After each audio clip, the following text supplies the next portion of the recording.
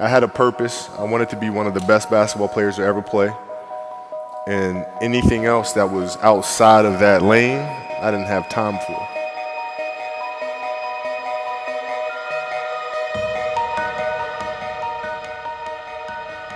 Basketball for me was the most important thing. So everything I saw, whether it was TV shows, whether it was books I read, people I talked to, everything was done to try to learn how to become a better basketball player. Everything. And so when you have that point of view, then literally the world becomes your library to help you to become better at your craft. I personally am not writing every word of the novels. I am not animating the films. What I have to do now is make sure that the people that we bring in, these obsessives that we bring in, are challenging themselves to do the best job that they think they can do.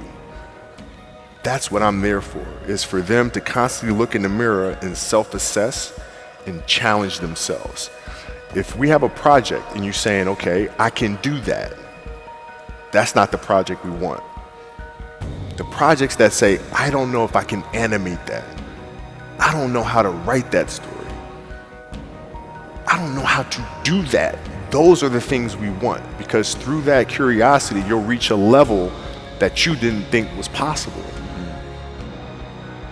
And at 13 years old, I played the longer game, because my game wasn't about being better than you at 13. It was to be better than you when the chips are really on the line.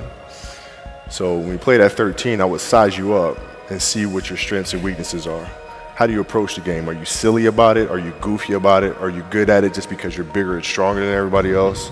Right? Or is there actually thought and skill that you put into it? Right? And when I'd play to my weaknesses. I wouldn't play to my strengths. I played to my weaknesses. Because when you're playing summer basketball, there's so many games. So there's not a lot of skill work being done. So when are you going to get better? Right? When you're playing in competition situations, you're only playing to your strengths. Why? Because you want to win. Right? So what I would do, I was work on the things during those games that I was weak at. Left hand, pull-up jump shot, post game. Right? So I have a strategy. And so then fast forward to when I'm 17, and my game is completely well-rounded, and that player at 13 that I saw at 13 is still doing the same shit at 17, now you got a problem. In the NBA, it was actually easier, because what I found in the NBA is a lot of guys played for financial stability. And when they came to the NBA, they got that financial stability, so therefore the passion and the work ethic and the obsessiveness was gone. And then you had the players that had that passion but weren't willing to commit their entire lives to doing that, right? It's a choice, right? You have other things, you have family, you have all these other things that you have to do. The game can't really be your number one priority. And the people that love you, like friends and family, like they know that about you. Got it. So they let you be you. And when you reconvene, you pick back up where you left off. But make no mistake about it, everything in between is lost, right? So those long-term relationships, the commitment of time of, like I see a lot of players take vacations with other players that are close friends. And they'll just take vacations just to take vacations, or just hang out just to hang out. Like I never did that.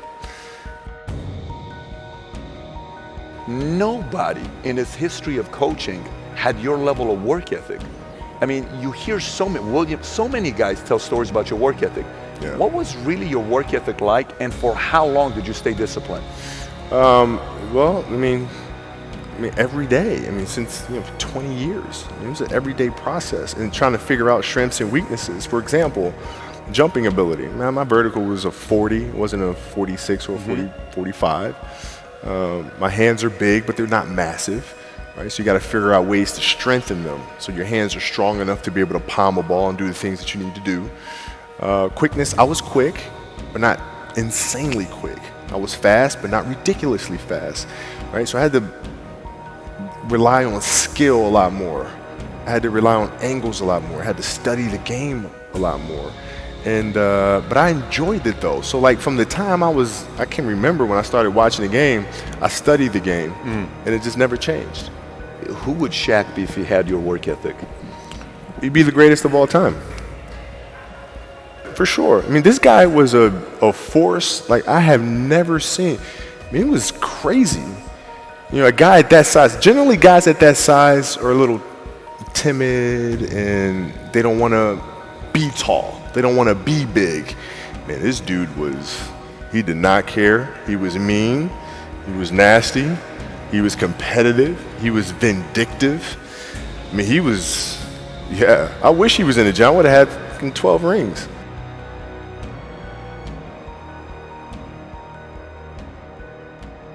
This message is directed to a lot of you, so hear me out very simply.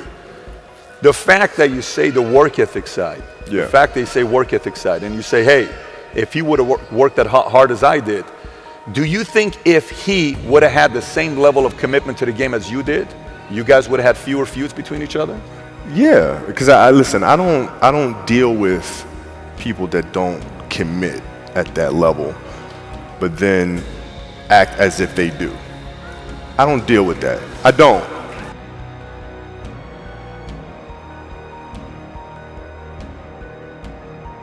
Did you have ways to improve your game by looking at data, looking at conditioning? What were some of the factors you looked at on how to improve your game season after season? The game itself it's a complicated answer. So there are very tactical things in terms of footwork and geometry of the court. So you're looking at the court and looking at the 45-degree angles that the court is shaped in and how it needs to operate. That's one component to it. So looking at spots on the floor where you can increase your efficiency, right? You can be on the wing, but there's a certain spot on the wing that improves your angle to drive to the basket, right? So that sort of stuff. Footwork of the opposition, looking at the emotion of the opposition, their tendencies, their weaknesses, and all that stuff. Understanding the momentum of the game, how to create momentum shifts, where momentum shifts come from, all this sort of stuff. And then studying outside of that, right? Looking at different industries, looking at conductors, looking at writers, looking at actors and how they get into character, and then how do they keep themselves in that mental space. So looking at different industries, looking at nature itself, and learning from that and how you can incorporate that into the game. There's a lot of studying. What's your process for making a decision? Do you have a flow of how you go through making a decision? Depends on the decision. Depends on the decision. If we're talking about, a basketball decision where, you gotta read a certain coverage or something like that. I mean, a lot of that comes from the pre-work and understanding what their defensive package is and how to put teammates in certain situations. So, for example, if you look at players nowadays that are charged with taking game-winning shots, making game-winning decisions, and you look at the play and then you look at it and say, okay, well, that shooter was there, the double team came, and the player couldn't do anything but pass the ball, right? Well, that's because they didn't do the pre-work, right? So when you do the pre-work, you understand, okay, this team in this situation likes to run a double team from this particular angle. All right, so I'm gonna clear that side out, force the double team to come from a different angle, move myself to a space on the floor where it's gonna take a long time for the double team to come, and now I can circumvent the double team and get to a place on the floor where I can knock down a shot or get to the basket. So it's all that pre-work. The decision, when I say decision, if you're looking at somebody that you're sizing up, or if you're looking at somebody to go into business with, or if you're looking at a big investments you got to make, what is the decision-making process there? First you do your own research, you take this much time, you call an advisor, is there a system you follow? It's pretty simple for me. It's do you understand the business? Is it a business that you can help in some form or fashion? What are the barriers of entry to that business?